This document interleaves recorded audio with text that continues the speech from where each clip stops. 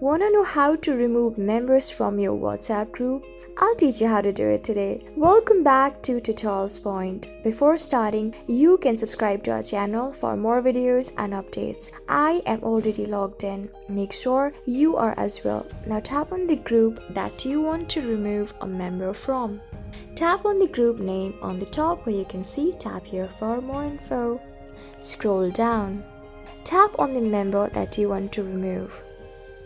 And then tap on remove the particular person and tap on OK if you really want to remove them. Same like it, we can do for another person as well.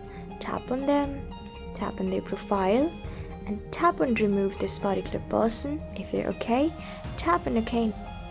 So this is how you do it. I hope this video was really helpful for you and I was able to help you.